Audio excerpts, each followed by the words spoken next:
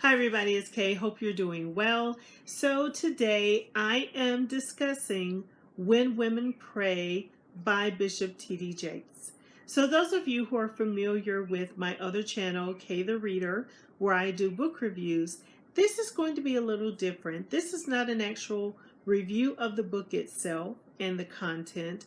It's more of a commentary on some of the quotes and passages in the book and my thoughts and feelings on them. So that's what I'll be doing. I'll be giving my own commentary on what I've read in this book.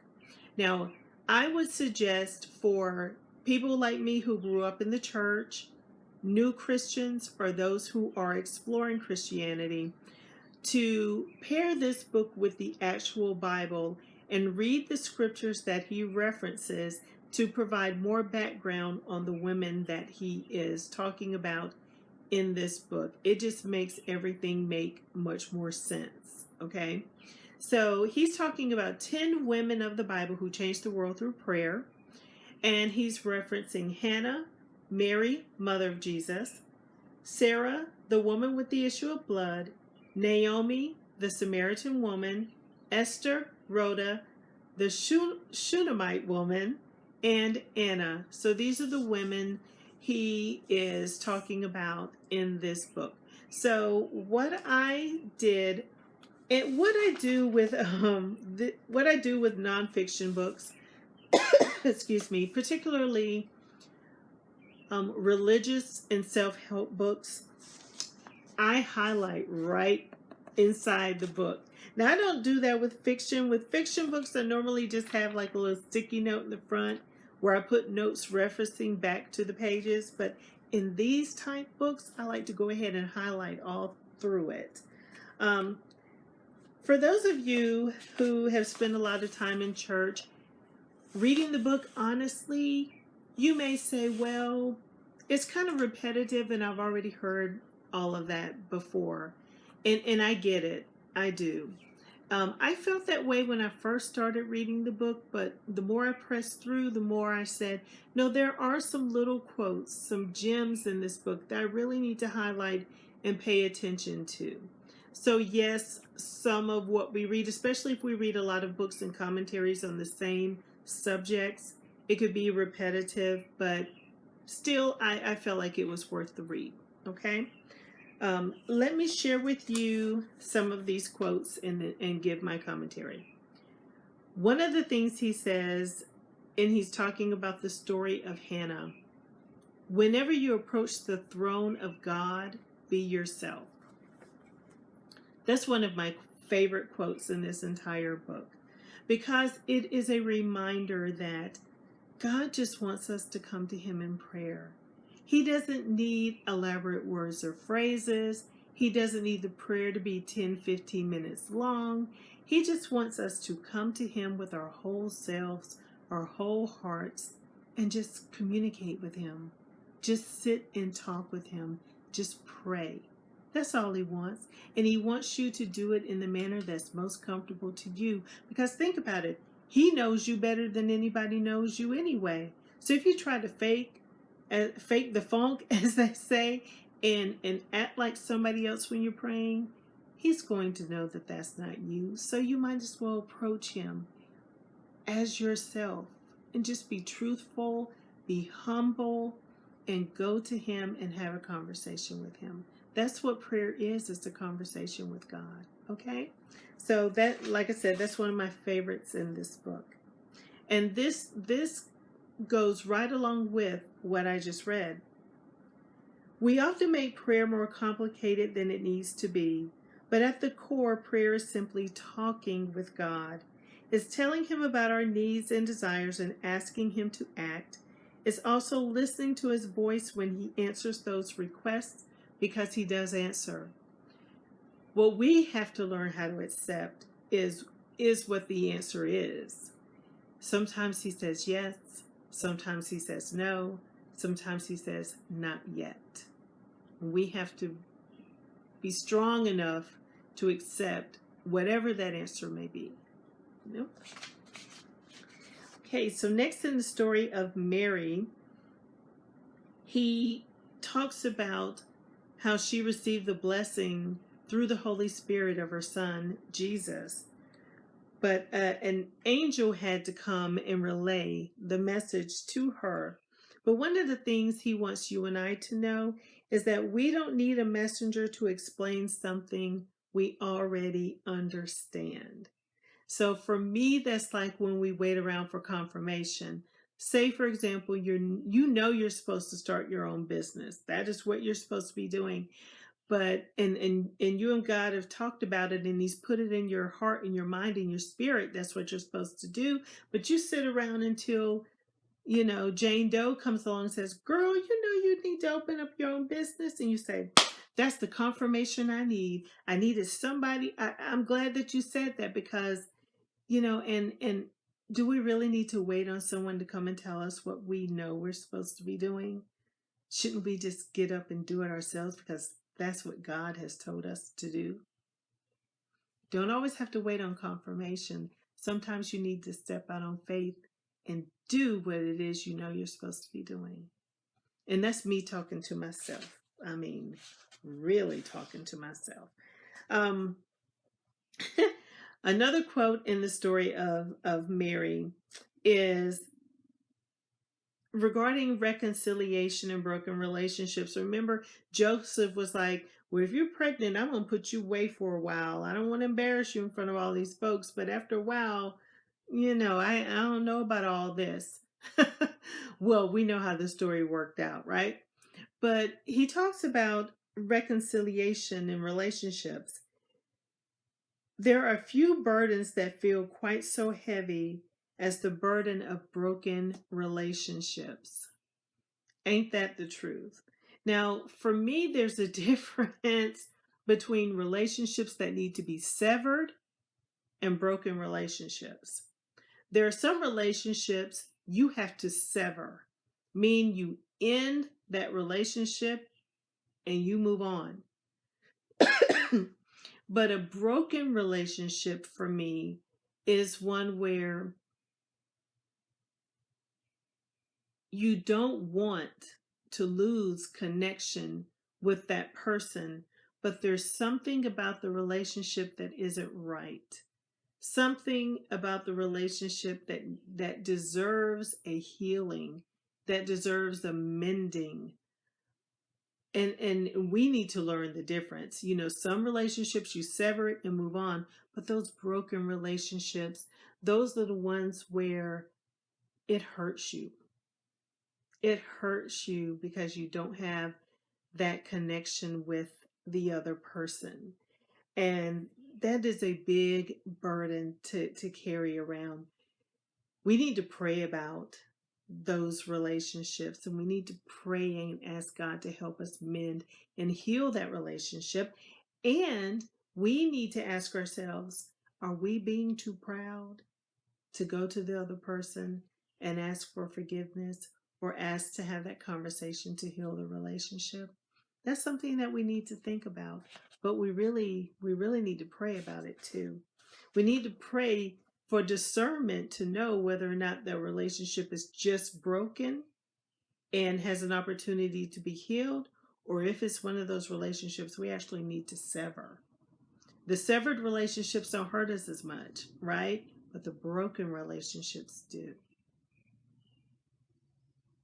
Next, in the story of Sarah, who is the wife of Abraham, he says, "Sometimes God hears the secret whispers of our hearts, even when those whispers never escape our lips."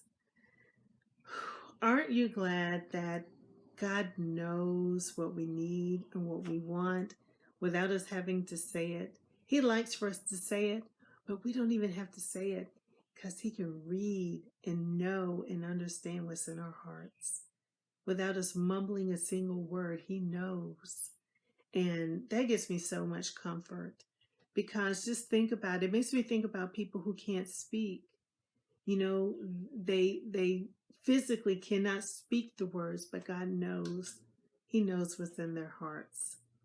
That I love that. I love that.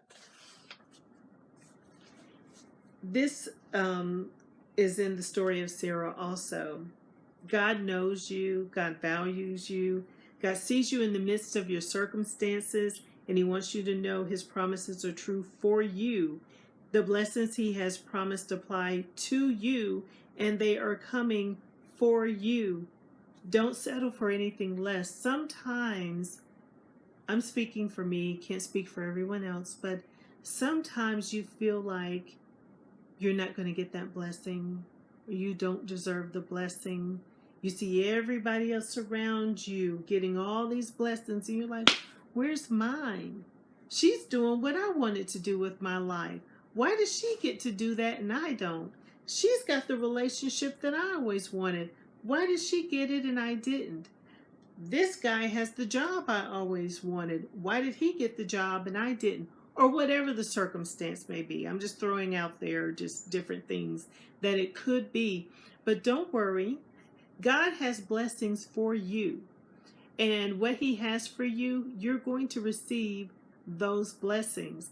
We need to stop worrying about what's going on with other people, how they seem to be blessed, and we need to appreciate the blessings that He has for us. And we need to live in expectation of those blessings as well. Okay? Excuse me. Yeah. Oh, here's a good one. And this is from the story of the woman with the issue of blood. She knew her value in God's eyes. She understood that she was valuable to God and worth His time, and she refused to allow anyone to stand between herself and the healing she was desperate to receive. You're valuable. God sees you as valuable. I don't care what you have done in your life. God still sees you as valuable because He loves you and you're His child. You need to see the value in yourself. Okay? And when you see yourself as valuable, you'll reach out to God without any hesitation to pray for the things that are in your heart, in your spirit, in your mind. Okay? So don't feel like He's not going to bless me because of what I did. He's not going to bless me because of who I've been in my life. Honey, pray that away. Pray away that spirit, first of all, and see yourself as valuable and understand that you're valuable to Him. Okay? Just going to share maybe one or two more quotes. That's it. Again, I'm not giving away the book because there's so many of these quotes and passages in the book. Let's see. Let me get to, I love this one. This is in the story of the Shunammite woman. I always have a hard time saying that. Listen to this one. If you want to see God work in your life, you need to make space for Him. If you want to experience God's presence and power, you need to give Him some room to move, some room to breathe, okay? Give God room to do what He needs to do in your life. Make space for Him. We're also bogged down and covered with so much stuff. You got your work, you got your relationships, you got your children, you got your job, family, friends, neighbors, your community at large. We've got so much. We're walking around like this, carrying all this stuff. Where does God have room to get in? We need to strip away those things, give Him room to get in, give Him room to work in our lives. We tend to not do that, but let's make room for Him, okay? Let's make the room. I love that, so I wanted to share that one with you. And I have one more I think I'm going to share today. Just one more.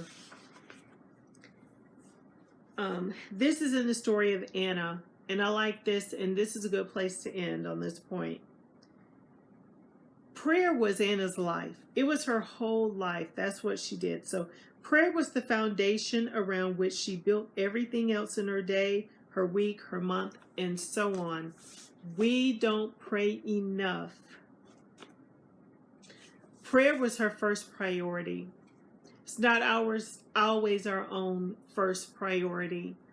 My church has a prayer line every morning at 6:30, and some days I'm like, I'm just gonna sleep. I can't get on the prayer line.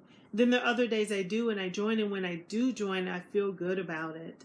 To be on the line with other worshipers and other prayers, other believers, for the camaraderie we have and the rapport we have with one another, the love we have for one another. And that's why the call is at 6:30 in the morning, to start our day with prayer and guidance from God. But aside from corporate prayer, which is, prayer with other people, individually, we need to take the time to really pray, because, that could set the tone for our whole day. And not just pray when we're mad, sad, angry, when we want something, but really take the time to pray. And I'm talking to Karen here. Need to really make more time to do that on a daily basis, to build that connection and keep that relationship with God. We need to, as Michelle Williams said in her book, we need to check in with God. And the way we check in with him is through prayer. So I'm glad that Bishop Jakes wrote this book as a good reminder for me, that these women prayed, God responded, and we're reading about their prayers to this day, okay? And how they built a relationship with him through prayer. So check this book out, When Women Pray, Bishop T.D. Jakes. Let me know what you thought about it. Again, for those of you who've been in church for a long time, a lot of this is going to be very familiar, but there were just enough gems in here dropped into my spirit by reading this book that it made me really appreciate that I had bought the book. So anyway, just leave down below any questions, any comments that you may have. Let me know if you read the book, what you thought about it, and I hope you all have a blessed and wonderful day. Take care. Bye-bye.